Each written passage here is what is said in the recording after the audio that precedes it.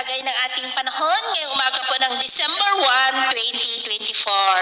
Sa ngayon ay patuloy pa rin na nagpapaulan ang shear line sa malaking bahagi po ng Southern Luzon. Ito po ay imaginary line ng hangganan ng malamig na hanging amihan na umiihip pa rin sa malaking bahagi ng Luzon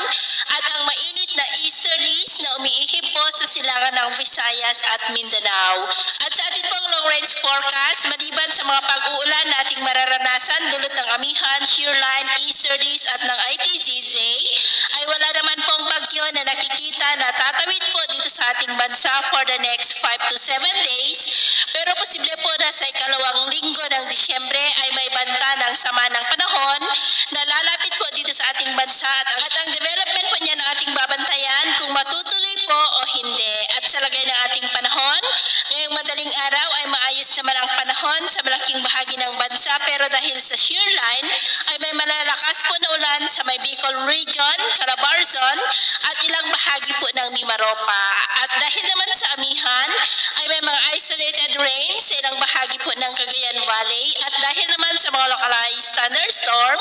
ay may mga isolated rain sa ilang bahagi ng Cebu, Cagayan de Oro, Zamboanga del Sur at Sulu Archipelago.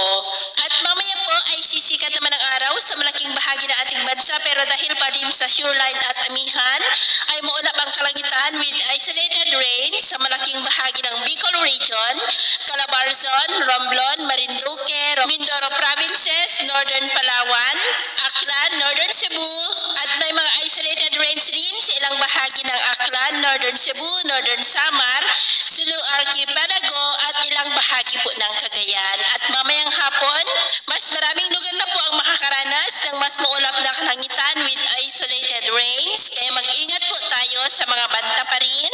ng mga pagbaha at pagguho ng lupa. At sa atin naman pong mga baybayin,